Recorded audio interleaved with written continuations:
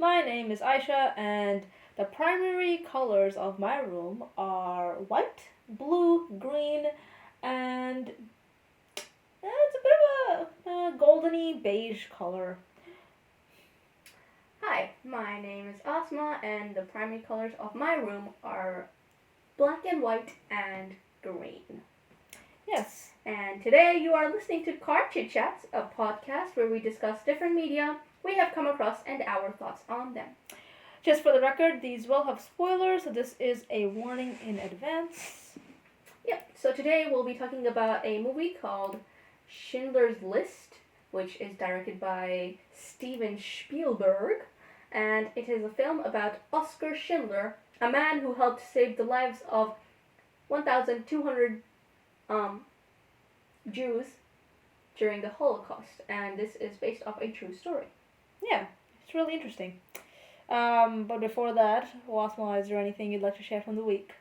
Yes, okay, so yesterday I was just hanging out in my room, just doing some light studying, and Abdullah, who is our brother, comes rushing into my room, and he's like, "Look, my feet are so cold!" And he places his foot on my foot, and he's like, "Can I have your socks?" Because I was wearing these really, really cozy socks. They're like really fluffy and really nice. And then I'm like, sure. And then I gave the socks to him, and he wore them, and he's like, "Oh, they're so warm!" And he had the brightest smile, and he was just so unbelievably happy. And Abdullah is known to have very sparkly eyes. He just always has had the most sparkliest eyes. Yep. And his eyes just lit up. And it just felt so nice that I was able to do something like that for him in just a second. Like, he asked for a favor, and I was like, yeah, sure. And then he wore the socks, and he felt so much happiness, and it made me feel a whole bunch of happiness. Yeah, oh, that's wonderful. Yep. Happiness really is in the smallest of things. Mm. Well, I don't even know if if my little thing from the week is even worth sharing. I can't top that. Come on. Anyway, so I've been reading The Hunger Games again. So the first book, because the prequel came out, which is a story about what's his name? President Snow. So I just thought it'd be nice to read the books, read the trilogy first, and then get into it. I don't think I want to do that. I'm just going to read The Hunger Games and then get into it because I want to move on with my life. But I have been annotating it, and it's been a lot of fun. So annotating my books has always been something that's really special to me. It's something that I really enjoy. So if you read books, maybe consider annotating them. It might make you very happy. Just to put down your thoughts, highlight the things that you really love. Because if you give the book to someone else, they will also, they'll get to see, oh, this is what really stood out to them, and stuff like that. So, yeah. That is my sort of thing that I'd like to share from the week. Yeah, because Aisha and I have done this thing where she annotates a book, and then I annotate the book, and then, we're able to look at each other's thoughts and things throughout the book, and it's really, really nice. Yeah. Reading people's thoughts during reading a book. So. It's quite wonderful. Yeah. All right. So, Schindler's List. How are we talking about this today, Oswald? Okay, so we are planning on structuring it through talking about the main themes that we believe that were the main themes in the movie. We are going to be talking about some examples from the movie, and we will either try to relate them to the present or future, or we are going to try and come up with something that we can learn from the themes and how they have been portrayed in the movie. Yeah, okay, lovely. Yep, just one thing we wanted to let people know is that we do mention suicide during the podcast, so if that is something that makes you uncomfortable, then we recommend not watching or not listening to the podcast. But we don't go into like graphics or anything. Specifics, exactly. So, just letting you know. So, the first theme we will talk about today is hate. And I think, you can't really talk about sort of a movie made about the Holocaust without talking about hate. Yep. Because that was such a central thing. It was such a central sort of mechanism used to sort of instill this, instill sort of like this ideology against Jewish people. Yeah, I think one thing we should, which we didn't do for Jojo Rabbit, which I think is important that we do, is that, obviously this is stuff from the past. So if we say something like, "Oh, I can't believe," like, I think in one instance in the Jojo Rabbit episode, we said something like, uh, we were using an example to express how a specific character saw the Germans as dumb, um, because of the way they were acting or something. I believe we did something like that. But anyway, I think we should like sort of reiterate and realize that obviously when we say stuff like this, it's not against Germans as a whole. Mm. It's not. It's probably not even against Nazis. It's just sort of. This is. I think it's a shortcut way of expressing something. Or maybe we're just responding to the characters. Yeah, or well. responding to the characters more than sort of, because obviously some people, and if you see Jojo Rabbit, you can, and if you watch this movie as well, you can tell that, there's it's a lot deeper, like being a Nazi. There's a lot to it. You may outwardly seem like you're a Nazi, but internally you are doing everything you can to prevent all these horrible things happening to Jewish people, stuff like that. And then I don't know if this is important as well, but I think rather than saying Jews, we should say Jewish people. Okay. I don't know why I find this to be important. I feel like I'm being really insensitive if I just say Jews, rather than saying Jewish people, because the first thing they are people. Yeah. And then absolutely. the second thing is that they're Jews, which is a bit interesting because if someone was like, "Oh, these Muslims," I wouldn't go, "Oh, I can't believe they're calling us Muslims," I wouldn't say that. I think it would be better if you say Muslim people, though. Yeah, it sounds better. So I was just thinking, like, because, like, when we listened to our previous episode, I was like, huh, maybe this is something that we can improve on. Rather than saying, oh, this Jew, we could say something like, Jewish person, Jewish girl, Jewish man. Would we say Nazi people? Yeah, I guess, yeah, because, again, a Nazi, and maybe it's wrong to say that because, historically they did so much harm and damage, but, again, it would be doing the same thing that a lot of people did to Jewish people, where they were like, oh, these collective people are evil and they do wrong things and stuff like that. So you can't, like, some Nazis did try and help the Jews.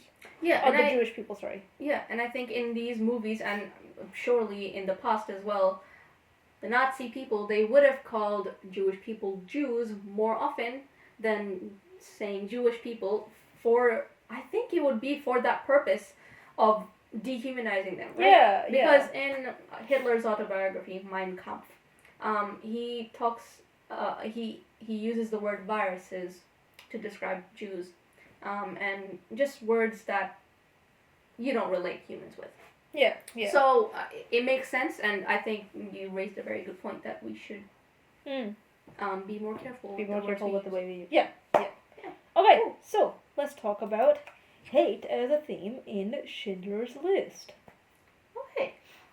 So just some examples we would like to share from the movie about hate. So this is a quote. So this is something that was said in the movie. So it's not like we're saying it. Yeah, exactly. It says it. The Jews flourished for 6 centuries. Today, those 6 centuries are a rumor. Today is history. So this shows a person having the audacity, or having the spirit to be able to say something revolving around wiping a whole generation. Like, no, not even one generation. 6 generations. 6 centuries. No, 6 centuries. No, that's 600 generations. 600 generations. Like, how can you? That's the amount of hate that was accumulated into people. Yeah, it's insane how that can happen. And I don't know, it's really easy, I think. It's really easy and simple to just say something as a collective. So I'm reading this book in which a girl becomes very famous very fast. And all of these people have opinions about her. And, it's very easier to say something like, oh, Jennifer Lawrence. Well, I don't know anything about Jennifer Lawrence, but let's say there's this guy called uh, Jen-Lo. uh there's this guy called Tim Brown. Okay, let's say uh, Tim Brown is a famous painter, and I don't know, he smokes, and since smoking has a negative connotation, people very very simplistically will look at him and say, "Oh, he's a bad person because he smokes. He probably does all this other horrible thing as well because he smokes." Mm. It's really like it's easy to just, it's simple, rather than going. This person has many layers. They have many different. There's many different things about them. They have different qualities. You can't just focus on one quality and then call them a certain person because of that. Um, but so this is sort of like that they very simplified sort of the way, this huge collection of people with different jobs and different lives and different ideals and opinions and stuff. You collect them into one thing, and you're like, we gotta remove this. And in this case, it was just religion. Yeah, just because of the religion. Yeah. It's quite insane. Mm. How does the next example relate to hate? What'd you say? Okay, so the next example is when Jewish people, in the movie, Jewish people hid their jewels in bread and then they ate that bread. And they believed that this was better, that eating it and, having no use of that, because if you eat, your jewels, nothing, you have no use of that. They thought that it was better to do that than letting the German people have possession of the jewels. And I don't know if this represents hate. I think it does, because you hate the opposition so much that you don't want anything good for them, right? For them to get the jewels? Yeah, because if they got the jewels, obviously they could use the jewels to make money or anything. What do you think? I actually thought in this sense, where when they put the jewelry into their bread and they put it in their mouths, I thought it was a way for them to hide the jewels, so that when they got outside and wherever they went next, they could use those jewels to like get money and start a life or something like well, that. I think I saw them like Swallow? engulf it, Oh, really? but maybe they did. Yeah. I thought they were just keeping it in their mouth because the when they're searched, they wouldn't really go into their mouths. Yeah, but then why would they put it into bread? Can't they just? Because, for example, if they did search their mouth, they would see like chewed up bread. They wouldn't really see the. That's what I thought it was. Honestly, Okay. I don't know. It sounds far fetched, but I thought it was more about hiding their wealth so that, when they go to the next place they're going to, it's less likely. But it could be what you are perceiving it to be as well. Could be. Okay, so I think what we can learn from this hate that has been portrayed, the hate of Nazi people, Nazi people hating Jews, what we can get out of that is, so I found this quote on Shmoop. It's a great website talking about a whole bunch of different texts. Beautiful website name as well. Yep, Shmoop. So the quote goes, "Hate is ultimately what causes the Nazis to lose the war. Hate destroys the hater as much as the people they hate." So, and I think this ties everything very well, because you don't really see it in Schindler's List, but you see it in Jojo Rabbit, where in the end the Nazi people are. Will this be a spoiler for Jojo Rabbit? Huh? Will this be a spoiler for Jojo Rabbit? I guess so. You guys can skip on 15 seconds if you haven't seen Jojo Rabbit. Okay, cool. At the end of Jojo Rabbit, you see the Nazi people being very hopeless, because the Americans are just coming in, capturing them, and killing them and things. So, and they're only killing them because of the way they treated the Jewish people. So, the hate that they had, it's literally causing downfall and destruction upon themselves. And I don't even understand how people can live with that kind of hate, like be happy with themselves. And I think in that way this quote works very well as well. That hate destroys the hater, because it destroys your mental health as well. I don't think anyone can live happily having that much hate in their hearts. Yeah, it makes sense. There was this little, I think, documentary made on this guy who became a Muslim. And he used to be a war veteran in America, and he was very, very against Muslims, and he had this very, very deep hatred for them. Yeah, and one day I think he was with his daughter, and he said something to her about like, oh, Muslims bad, something, something, something, and she looked at him like she was like she looked at him with a bit of disgust, like, what are you doing? Why are you so obsessed with these people? And he finally started doing some research into Islam, and then he became a Muslim. But anyway, what I'm trying to tell the story is that you could tell that he wasn't a happy person because he was so engulfed with this hatred for Muslims, and all these thoughts he had about them. And you see that as well when, for example, people that have had something bad happen to them, and it's hard for them to forgive, and they hate on this person, like, oh,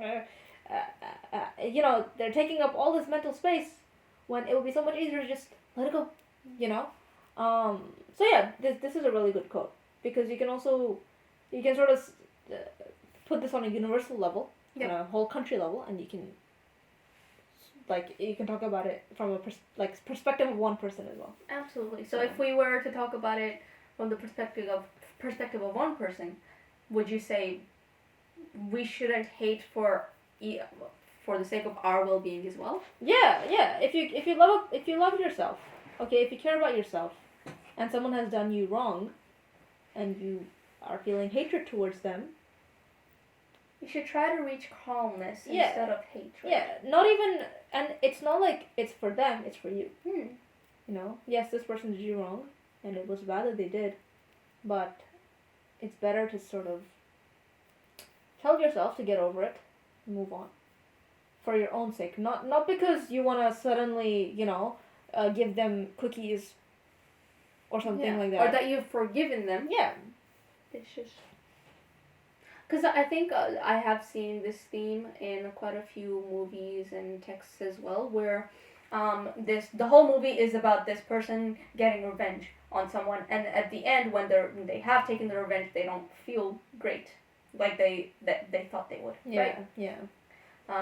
And that's literally because hate it never ends well. I haven't really seen much. I haven't seen much examples where hate does end well. Yeah. If we relate this to the real world, like present right now, we can see it in so many countries, right? We can see it between Pakistan and India. Them literally just hating each other because of religion, or why? Why do they hate each other? It doesn't even make sense. Yeah. We both make good food. Yeah. Yeah. We have good music. Both have good music. Why don't we just share it? Be happy. Yeah. Should we move on to the next theme? Yes, good idea.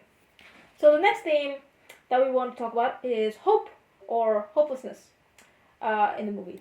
An example of this is where Nazi people are giving Jewish people hope, because the Jewish people are getting put on trains to go to, I believe, a concentration camp. Yep. Or Auschwitz.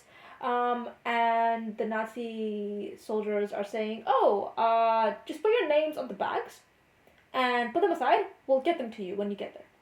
And when the train leaves with the Jewish people on it, the soldiers then take the bags and put them in a warehouse where their bags are opened and searched, and all these things are put aside. So, this hope is given to the Jewish people. What thoughts do you have on that? Yep. So they, when they are telling them to write their names on the bags and everything, the Jewish people are working so hard to, make sure that their handwriting is all good and that you can see very well whose bag it is, and they're putting all this effort in, and it's just there's no reason for the Nazi people to do this other than giving them hope, because if they don't, what do they do with it? They just take it, right? They don't give it back to them. They're giving them this hope just so it hurts more when they find out that, they're not getting any of this stuff back. Yeah. And it's so much worse than they are giving them hope. They're giving them hope that it's not going to be so bad, but it ends up being even worse, so it just hurts even more. Yeah, I think false hope is a very cruel thing to do. Yes. So is it better to give someone hope, knowing that it'll make them feel better for some time, rather than giving to them straight? Like, for example, if you're a doctor, and someone has lung cancer, and there's not much of a chance that they will survive, right? You have a duty. You can decide what you want to do. And so do you. You could say, oh, sometimes there's like a chance where the person gets better and stuff like that, to avoid them feeling pain, to have them have hope, or is it better to just sort of give it to them realistically and say, listen, we really don't think there is that much of a chance of survival. In the long run, the latter sounds better, because that way the family prepares for this sort of thing to happen, as well as the individual in question. So. Yeah, but I think this is very different from that. Oh yeah. Yeah, because the only reason why they're giving the Jews hope is it I think it ties with hate, obviously. They hate them so much that they just want every way to hurt them. Yeah. So they want to do everything that could just kill them. Yeah. I guess, what could we learn from this? That, false hope is really... False hope is cruel. It's very cruel. If you want to be the bigger person, then you should give people like a solid answer. Even if it's a negative answer, they will be grateful to you later on, because you told them the right thing, rather than giving them false hope that something good is going to happen, even though it seems like negative. Yeah. Another quote, or another scene we'd like to talk about from the movie is, Ammon is a Jewish officer. He is... Oh, sorry, he's a officer that's part of the Nazi... He's an officer that is part of the Nazi community, and he has this maid, and this Jewish maid, and her name is Helen. So, this is a quote she says, "There are no set rules you can live by. You can't say to yourself, if I follow these rules, I will be safe." Because Nazi people, they just used to kill Jewish people for fun, to improve their aim. They never had to have a reason to kill a Jewish person, and that was a policy as well, that you don't need to have a reason. You just do it during the war. This obviously shows so much hopelessness. You can't do anything to get out of that kind of situation. And although this might sound a bit strange, but I also thought of this as something else. So I thought about how I felt last year, in year 11, when I first started doing mathematical methods in year 11, and I was just, at one point, I was just completely hopeless, because I was working so incredibly hard for every test that I had, but I did everything the teacher told me to do. I looked up how to do well on these tests, and I followed all the rules, and I just still wasn't able to do well in them, and I just felt this extreme hopelessness. And again, the contexts are so different and probably shouldn't be compared, but it's just so awful being in that space. Yeah. And then I think this also just relates to how sometimes things are just the way they are. It is what it is, and it's just there's not what, because people say you should be you have the power to change it. Yeah. We live in a country where we do have the power. Some people live in situations where they really don't. Yeah. They don't have any. And I don't really, so, because I don't really, obviously you did methods. Eventually things got better, right? Or at least you're not doing methods anymore, right? You're not in that situation. Now you have maybe what you do works with your study and stuff like that. Yeah. So I don't know.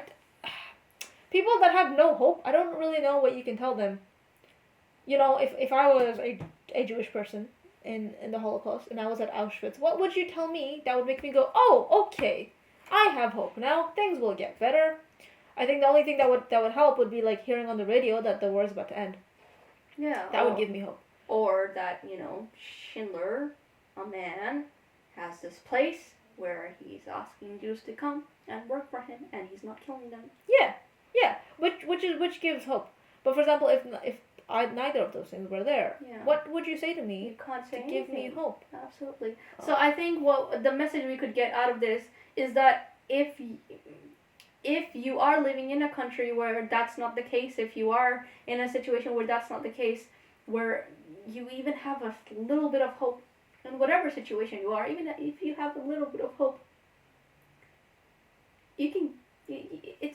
you should appreciate that more. Yeah. Definitely appreciate that more. Appreciate having hope. Because being in a place where there's absolutely no hope, I think it's just super damaging and life-threatening.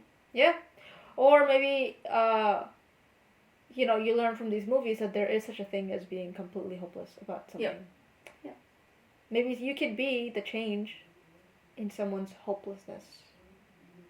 If, for example, if there is someone that has very severe depression, if you are a clinical psychologist or a psychiatrist, the medication you give them, or the counseling or the therapy you give them, may be the difference between them having no hope and them having some hope. Or, donating money to a charity. Absolutely. And helping people that don't know where their next meal is going to come from. You give them hope. Yeah. This sort of could teach you that. Yeah. How powerful and how important hope is. Yes. Yeah, like if we thought of, there are examples of this happening, this kind of genocide in the world right now.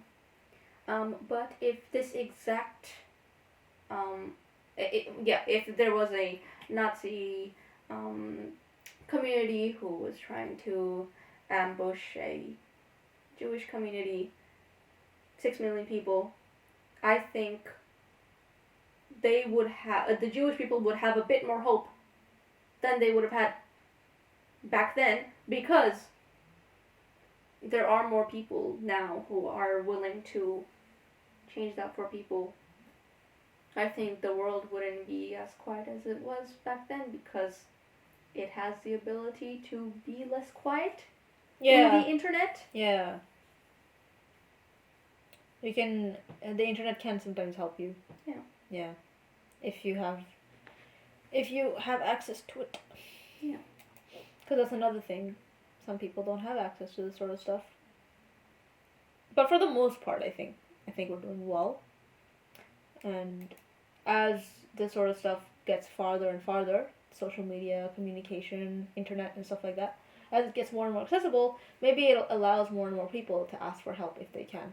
Or express, hey, this injustice is happening in my community. What do you think I can do about it? Stuff like that.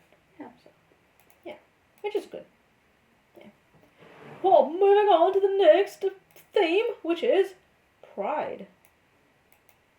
All right. What did you have to say about this one?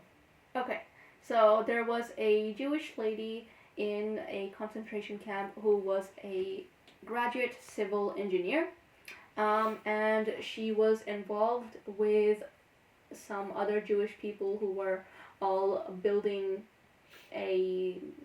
They were just constructing a building they were ordered to construct, and she went up to the Nazi officers, and she said that this building is unstable and it would break down very soon, and we need to build it again. And the Nazi people shot her.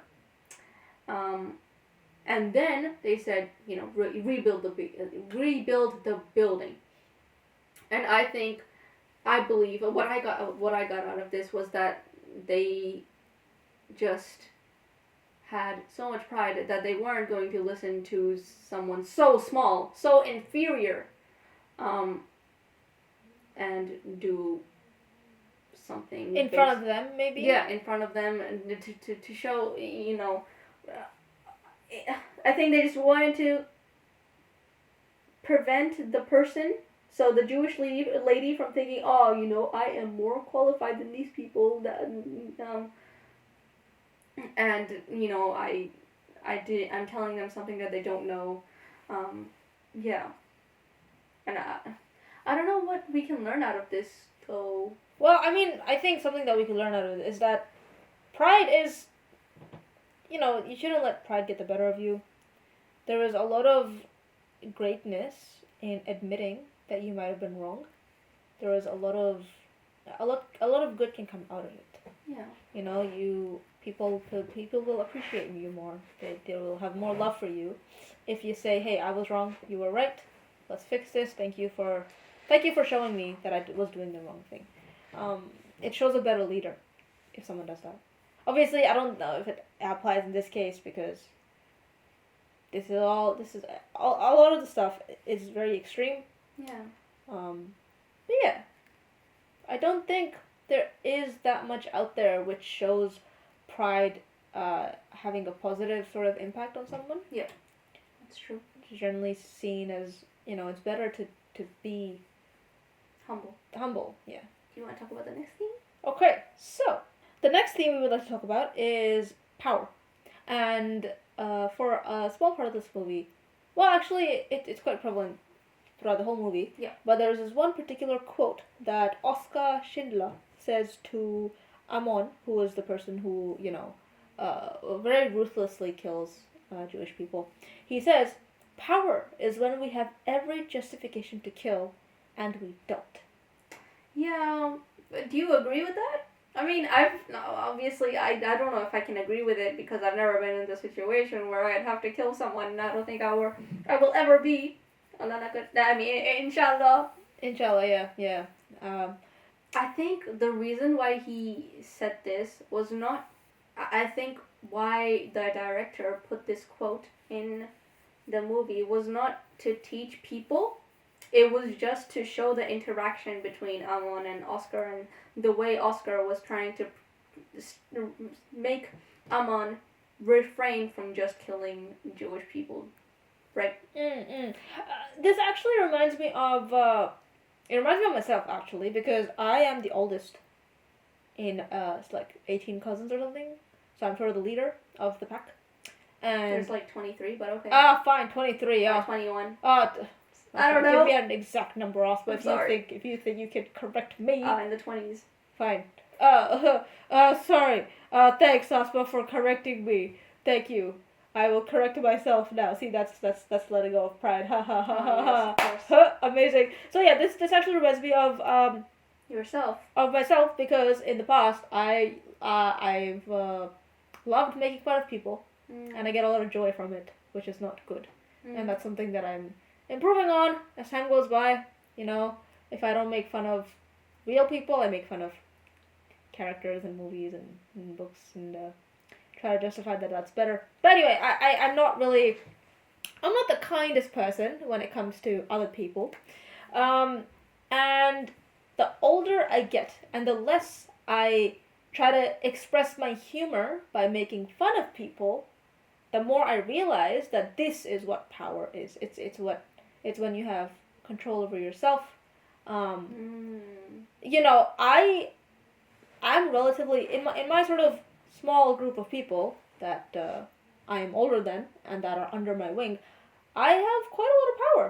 Okay, I say something and they listen. I say I don't like something and they might be like, "Oh, I don't like it either," you know. You know, I've experienced power in two different ways. I've experienced power where people look up to me because I make fun of other people and they find me funny, compared to where people look up to me because I'm kind to them and I look out for them and I listen to them and I talk to them and they look up to me. The second one always makes me feel better. Okay, it makes me feel like I'm more human. Okay. So when I think of the person I was in the past who used to make fun of a lot of people and used to, sort of climb the social ladder through that, I see myself wearing like a wolf's grin. So like a dangerous sort of person. So all of these people, yes, look up to me, but would they want to tell me their issues? Would they want, like, what a real leader is there for? Would they want to tell me if they're struggling with something, such as their mental health? Would they want to tell me that? No, they wouldn't, because I am seen as someone, yes, who has power and can influence people, but only in a negative way. Yeah. So now when I see myself as someone who is kind and listens to people and wants to be there for them, I still have power, but I have a better sort of power. Yeah, so I think what the conclusion we could come up with is that power is when you don't look for small things that would make you feel powerful, right? Like you making fun of someone. Yeah, or something. That is a very tiny thing you could do to make it to feel powerful. So here, the power is when we have every justification to kill and we don't. They're saying that killing a person back then or in the context was very easy for Ammon. Killing a Jewish person was very easy. Like for me, saying something negative about someone and everyone laughing is really easy. Yeah, it's a very easy way to gain power or feel powerful. But what they're saying is that in reality, the real feeling of power is when you have self-control over these little desires to want to be powerful and doing these little acts that make you feel powerful. So yeah, I think we reached a very good conclusion there. Yes. So what was the conclusion again? That we shouldn't try to. We should not try to find shortcuts in obtaining power. If we want a power, we should go about it the right way, which is having self-control, being the kind of leader that people would want to come to about their problems. Being gracious, being kind, forgiving. Being a people's person. Being a people's person, not being someone who kills others. Or makes fun of them. Emotionally or physically. Absolutely. Cool. Alright, next one is desperation. Osmo, what have you got to say about that? Okay. So this was such a gut-wrenching scene. Oh my god. Okay. So there's a scene in the movie where the Nazi people were about to separate the healthy from the unhealthy people to kill the unhealthy Jewish people. So what the Jewish people did was they cut a little piece of their skin. So like stabbed their fingers with needles. Yeah. To draw out some blood to spread it across their face to make them look more alive and healthy. So you could see the amount of desperation that the extent to people, the extent to which people can go in order to just survive. Because maybe that little piece of blood that they took out and spread across their face was the reason they ended up living a little longer. Yeah. And that's really interesting because, so if you're in such a horrible situation, right? What makes a person not just go, you know what, I just want to die. Yeah. This is a horrible life. I don't want to live this anymore. I just want to die. What is it about living that makes a person go, you know what? I know this is horrible and it's terrible, but I'm gonna do everything in my power to save life.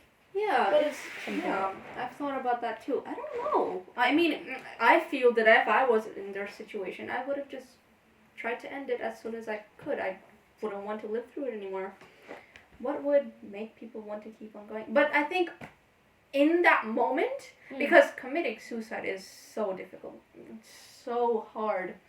No matter how much you think about it, or you want to do it, the act yeah, in the the end. act is Yeah. so difficult. Maybe that's what prevented them from just going ahead and That it's very hard for me to actually do it put at my the life moment, in my hands. in the moment, Mm. like ending it in the moment. Maybe a lot of people did not do that, so that they would. They would just, if someone would just sort of try to end their life. Yeah. But maybe some other people, it might have been too hard for them to do it in that moment, and they thought, you know what, just a little more. I'll go a little after a little while. But yeah, it is something worth thinking about. What if even when everything's just horrible, you have no hope left, why do people still keep on going? Yeah. Maybe it's evolution. You know, we have survived because of, I don't even know. Maybe man. it's just nature's instinct. Mm. Like if you look at an animal, if it's tortured and suffered and undergoing suffering, it will never try to commit suicide. I think committing suicide is a very psychological thing, right? Yeah. Maybe our psychological side kind of just goes away for a while, or it's not as prevalent as our natural side, our natural instincts of just surviving. Maybe that's what it is. Yeah, maybe. Okay. Would you like to talk about the next theme, Aisha? Okay. So, there is the theme of duty is shown a little bit in the movie, where basically there's a hospital in the ghetto where elderly Jewish people are being treated by doctors, and basically in an instance, Nazi people come marching into the ghetto and start taking everyone out, as well as killing people that seem weak, or killing the elderly. And so the doctors know this is going to happen, and so they give the patients poison so that they pass away before they are murdered by the Nazi soldiers. And so this is sort of the doctors do this to prevent the brutality, brutality of these elderly people, and to allow them to sort of pass on peacefully without pain. And it's cool because, well, it's not cool, but like it's a nice scene, because it shows that these doctors, they're fulfilling their duty of not doing any harm to the patient, even though this is technically, like, they're taking a life, but they're preventing a lot of suffering in the long term. And maybe this also sort of ties with hope a little bit, because they know that for these elderly people there's no hope. Yeah. And so maybe it's just best that they go on into the next life, rather than being,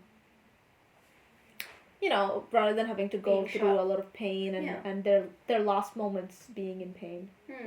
Yeah, like I think the doctors in the moment would have thought, what is the best way we can let them live their remaining life the best. Yeah, what is the best way we can help them live their remaining life?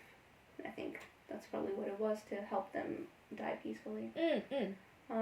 I think another example of duty, completely different opposite example, is at the end of the film when the war is over and Schindler, the Nazi officers that are in the factory, they're standing there in front of the Jewish people, the huge collection of Jewish people, and the war's over, and Schindler says, the Jewish people are right here, you can still kill them, I mean, you have all this hatred, right? You've already killed so many. You can still kill them even though the war is over, and they all just walk out. None of them ends up killing anyone. Yeah. And that just shows that maybe they were only doing it because it was their duty as officers and following the policy. It wasn't that they actually had all this hatred for Jewish people. Yeah. Because if they did, well, what's stopping them? There was nothing stopping them from shooting all of them, but they didn't. Yeah. But then I think for someone random, that might be. They might say, oh, it's not fair to just say that, oh, they were just doing it for their duty. Like even if you have a duty towards something, you would question why you're doing it and if you're doing the right thing. Yeah, exactly. So I think what we could get out of this is thinking about exactly what extent a person can go for their profession. Yeah, just because of their duty. Just because of the duty, exactly. What's the point where a person would just say, you know what, no, I'm not doing this, it is incorrect. Yeah. And we should have the autonomy to be able to sort of say no. See that. Yeah, and say no as well. Yeah. Or have the sort of courage to quit a job that we're doing, that we might be getting paid highly for, or getting good rewards for, but deep down we know that it's not the right thing to do. We should have the courage to be able to quit and move on, do something better. Yeah, absolutely. Great. Okay, the next thing we'd like to talk about is that everyone has a dark side. So an example is, so in the movie there's this Jewish lady who wants Schindler to give her parents a job in his factory, because the Jewish people who are going to his factory are pretty much the only ones who are kind of safe in a way. All the others are either being killed, or they're under a whole bunch of suffering. So she goes to Schindler's factory, wearing ordinary clothes, and she says, I'd like to talk to Oskar Schindler for just give me 5 minutes. I just want to quickly talk to him. And Schindler sees this woman across the hall, like from afar, and he says, no, I'm not meeting her. And then, so he refuses to meet her, and then she comes again the same day, but she comes wearing attractive clothing, and she's wearing a whole bunch of makeup as well.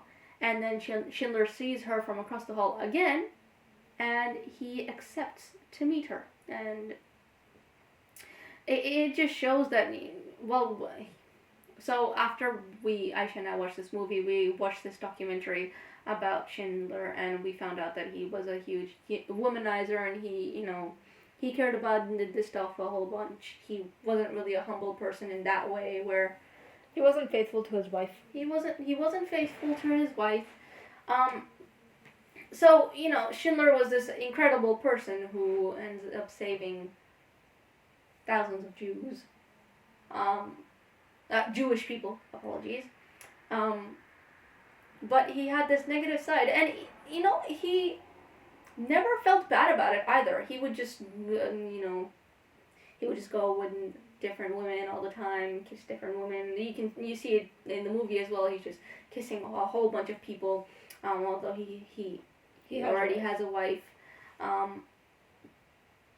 But so this can never be seen as a good thing, right? Yeah. It's definitely a dark side, you could say. And I think, so I wanted to differentiate this from Schindler having this other dark side, where originally he only wanted the Jewish people for slave labor. He only wanted them for labor, he was going to pay them like even less than minimum pay, or maybe not even pay them. Yeah. Right? Yeah. Yeah, he only wanted them for his business. He only wanted to make money. That's all he cared about. And he had this dark side, and then through character development, you can see throughout the movie he starts having a bit more empathy, and in the end he doesn't have this dark side anymore because he genuinely only has these Jewish people in his factory because he wants to save them. Except, yeah, so you see this dark side become a light side, right? It goes away. But the side of him being a womanizer, it just stays the same for his entire life. So I think what we can get out of this is that maybe everyone has a dark side, a bad side, and some people are able to, or some dark sides you're able to get out of them, and others you're not. Yeah, a person changes over time, and they may become, some of their light sides might become dark sides, or the opposite, sort of like a yin yang sort of thing. Yeah. And you can't just say someone's bad because they do a certain thing. Yeah. There's many layers to a person. Yeah. So from that perspective, I think Schindler really perfectly sort of symbolizes this sort of narrative that you can't just say that people are wholly good or wholly bad. Yeah, absolutely. There's good and bad in everyone. Mm-hmm. And obviously for some people, there's more towards the bad extreme, the good extreme, but everyone has their dark sides as well. Yeah. And we should just remember that, and should not be so quick to judge, or so quick to just, put a label on them, like, oh, this person is this. Good, yeah, this person's good, this person's bad. I think, because if you do think of people that way, that, you think about a bunch of people, you say this one's good, this one's bad.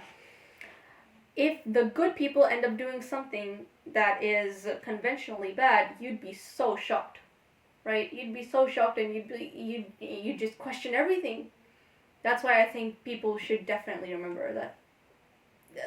Maybe it's just human nature. Some people are. Everyone has some negative things about them. Yeah. That's what it means to be human. You can't be perfect. You can't be perfect, exactly. So maybe the theme should be that nobody's perfect. I gotta work it again and again till I get it right. Nobody's okay. Yes, good. Thank you, Oskar. Thank you. Let's go to the last theme. All right. So the last theme is essential versus inessential or non-essential. This is something that really struck out to me because I'm a bit of an artsy sort of person. Basically, Jewish people are being taken away to camps based on their professions and the skill set they have. And so a person, a Nazi officer I believe, asks a Jewish person, what do you do? And he says, oh, I teach literature and history at university. And he's like, yeah, you get on the truck. And the Jewish man, he sort of goes like, I'm not essential? How is teaching English and history not essential? Like, that makes no sense. The stuff I teach is so useful. And this sort of ties a bit with, because I think a lot of artistic people go through that, phase where they want to do something in arts in the future. They want to write books, they want to paint, they want to make movies, and a lot of society is like, like, why are you doing that? Like, no one really gets far in life if they do something like that. And so that sort of ties in that, where he's like, these are such important things. How could you say they're not essential? They are very essential. And so it's, because obviously the director, and his name is Steven Spielberg. Yeah, Steven. So Spielberg, sorry. So Steven Spielberg obviously is a creative person.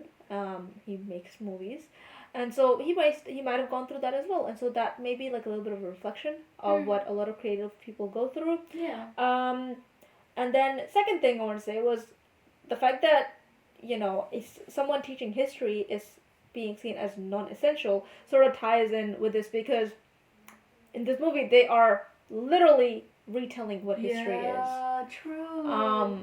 And it's so important, because if history didn't exist, we wouldn't know of all this stuff happening in the past. Yeah, exactly. Like, we're talking about all these things, and we're talking about everything we're learning from this movie that we're literally relating to life and becoming better people through history. Yeah, history, exactly. Through an artwork of history. Mm-hmm. So how is it not essential? Yeah, that's a very good point. I didn't really think of that. Yeah, so like the look on his face when the person was like, "Oh no, this is not essential."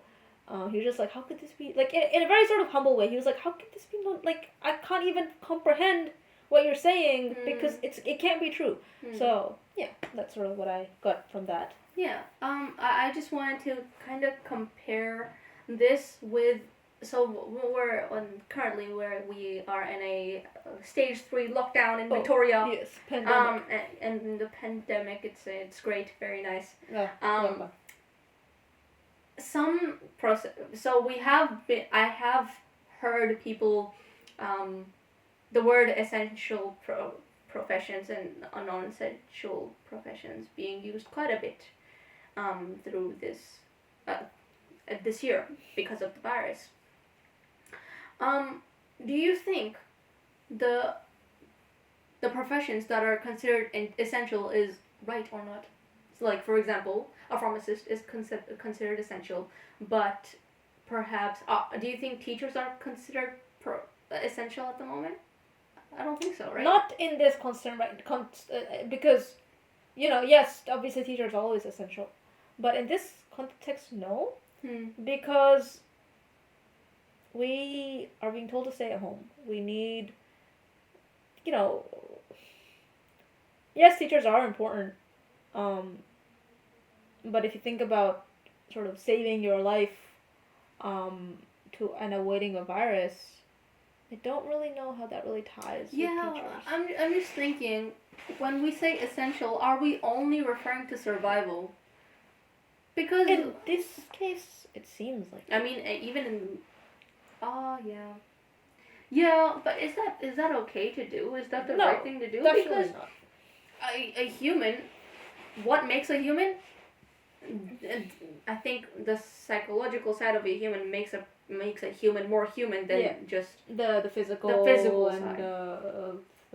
The natural their bodies side. How their body parts are functioning and stuff like that. Exactly. Yeah. The biological side. Yeah. So maybe it's not right to say, that maybe teachers aren't essential or psychologists aren't essential, mental health workers aren't essential, because it's our psychological side is so important for our survival as well. Yep.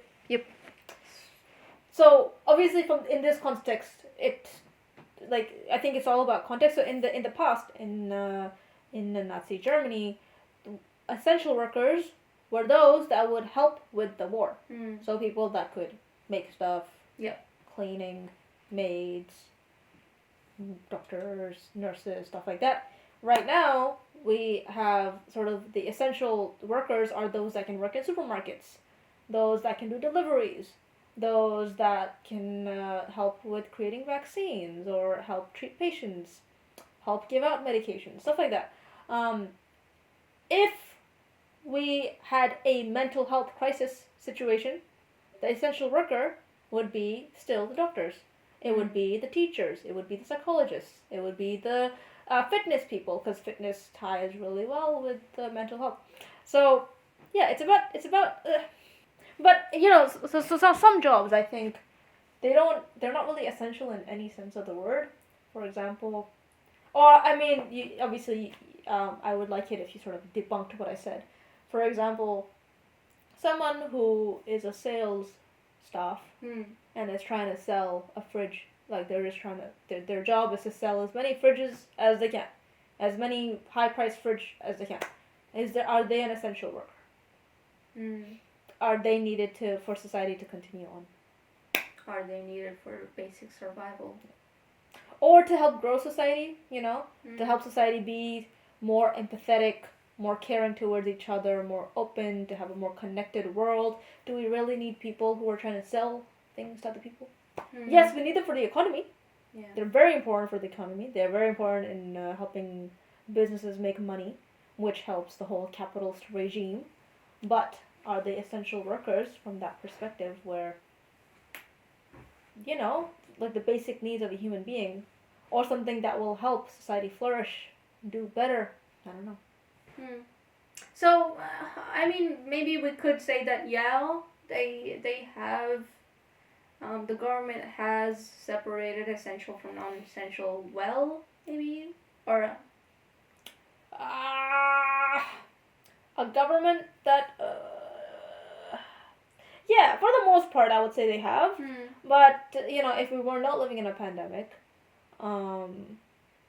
if we were not living in a pandemic, then there wouldn't be any concept of essential knowledge. yeah. So from that perspective, yes. Yeah, I think they've done well. The people that are not needed to help prevent a pandemic can stay at home, stay safe. Those that are needed, doctors, pharmacists, whatever, they're allowed to go to work. So yeah, I think the government's done a good job from that perspective.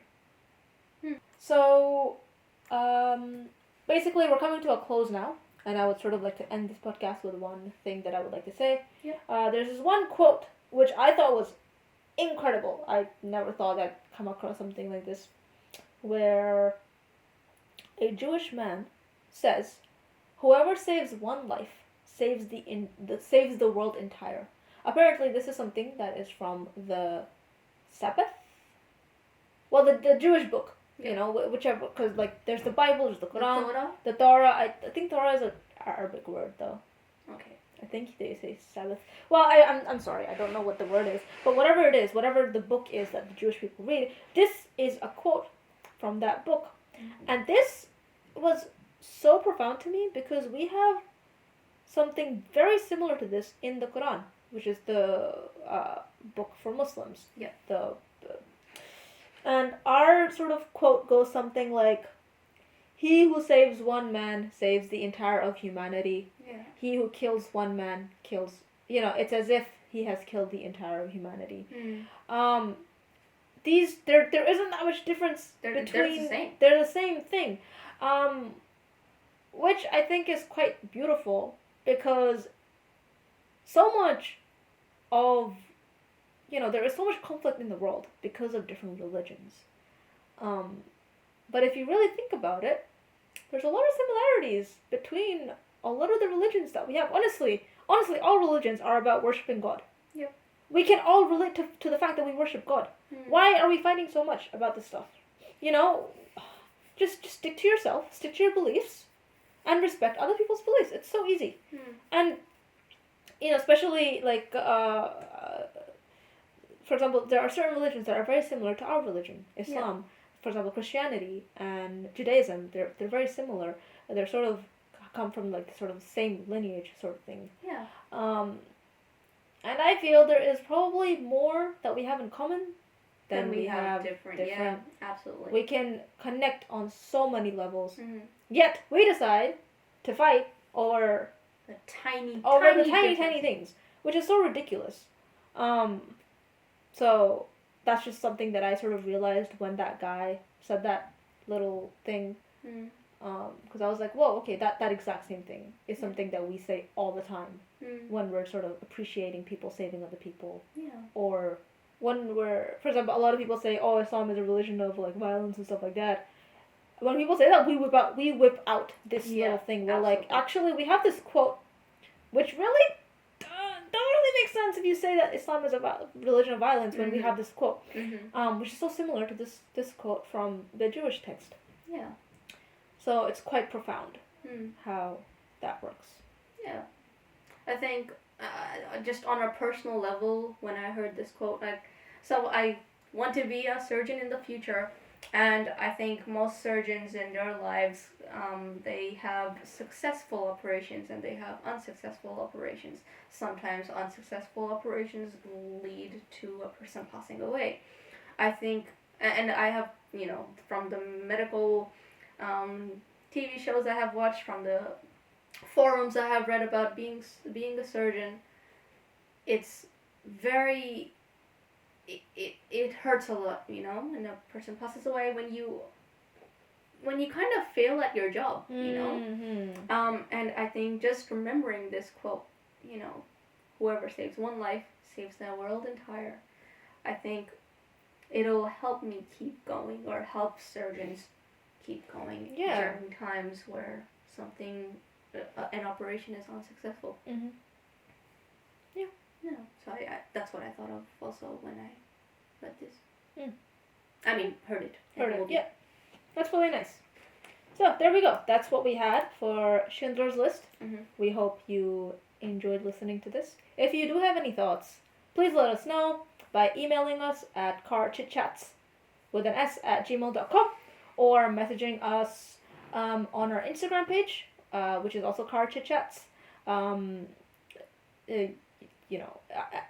from that, if there are any movies or TV shows or books or songs that you think we'd be interested in thinking deeply about, maybe let us know as well, and we'll definitely try and look into that.